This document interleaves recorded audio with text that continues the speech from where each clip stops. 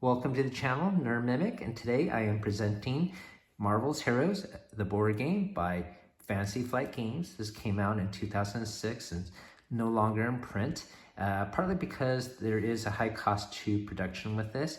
It does come with 20 pre-painted figures. I'll show you those in a bit. Before we get started, hit the like and subscribe if you like this content. And that being said, let's get started. So let's take off the cover here. And of course, we got the rule set. It does denote the components. And of course, the miniatures here. We got the Team Avengers, Fantastic Four, the Marvel Knights, and the X-Men. I'll show you that in a bit. The rules are pretty concise. It's 16 pages long. Pretty straightforward. All right, there you go.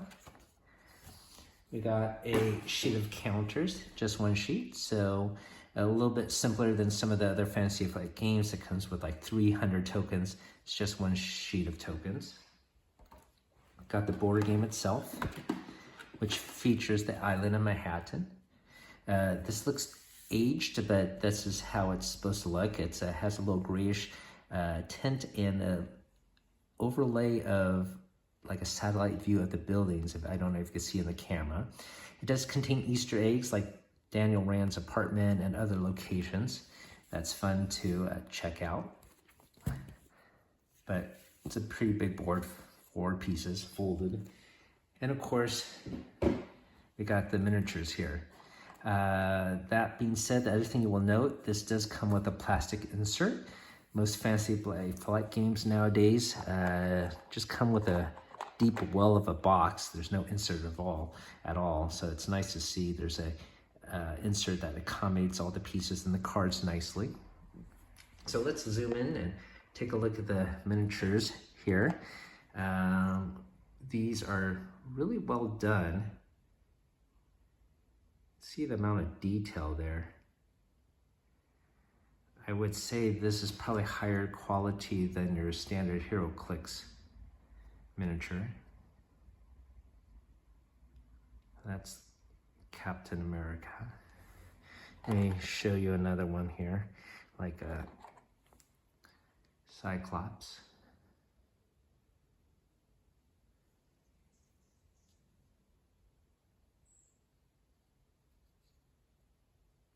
And I'll show you one more close up. Storm here.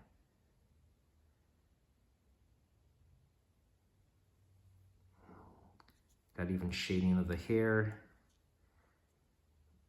pupil of the eyes. Pretty nice. So I'm gonna swing the camera down and we'll take a look here. This is the Fantastic Four team, of course. The Marvel Knights team, which include Daredevil, Elektra, Spider-Man, Doctor Strange. Got the Avengers, X-Men. Now with each team comes with their arch nemesis. So of course we got Magneto here to fight against the X-Men. Red Skull. Kingpin against the Marvel Knights. And Dr. Doom there. And basically, you control one team of heroes and you will control the enemy, the arch nemesis of the opposing team. It does come with a lot of beautiful cards. These 4 here, I believe, are the play aids. That's a pretty nice artwork. I don't know if these are all original or reused, but really well done.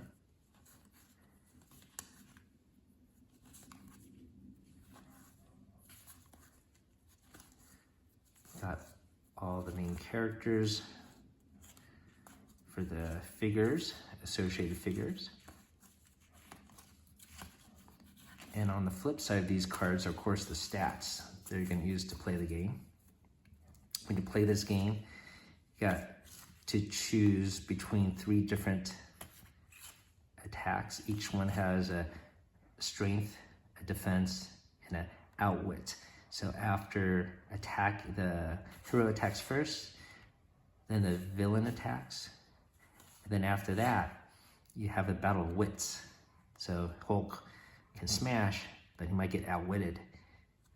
Okay, when there's no health points per se in this game, you have knockout points.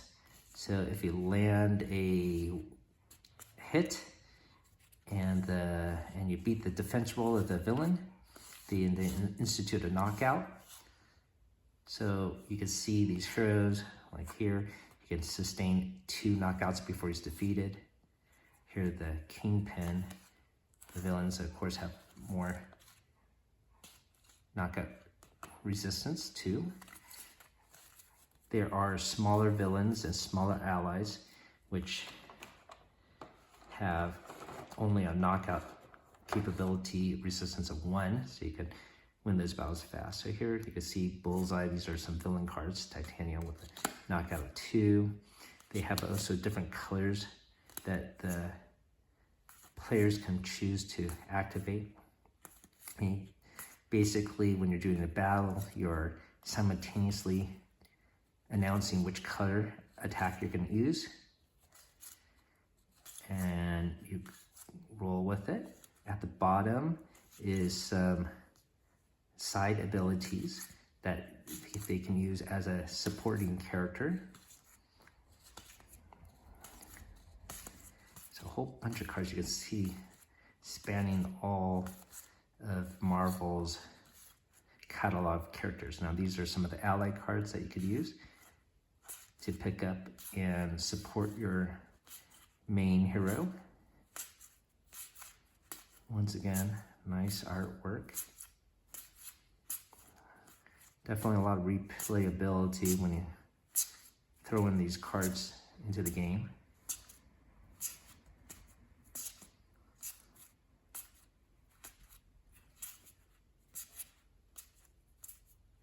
All right, so that's pretty much as far as supporting heroes go. Now, these top cards here, these are scenario cards. There's 16 of which to set the main story of the game.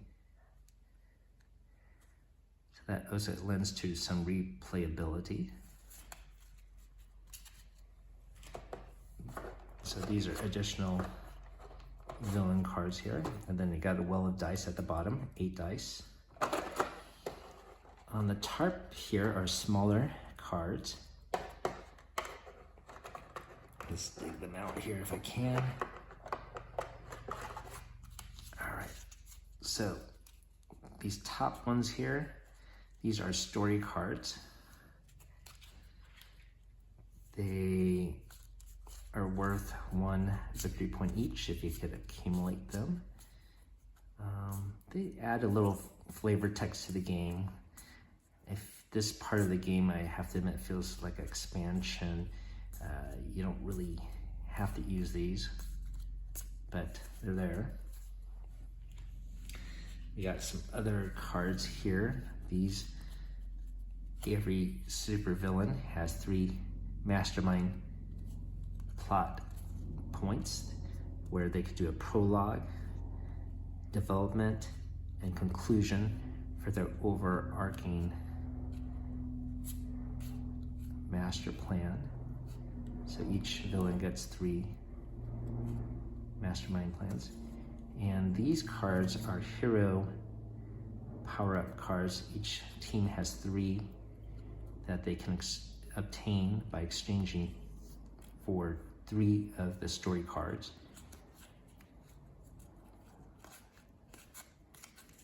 And then these cards are headline cards.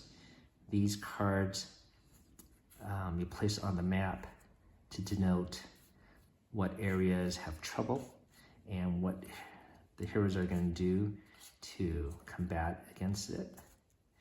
The first number is how many dice roll you need to set the level of trouble. So the higher the number, the harder it is to accomplish. When it has a lightning bolts, that means the supervillain can partake in it. That raises the danger level, but of course it If you win, you get higher victory points. All right, so that's just a very quick overview of the game.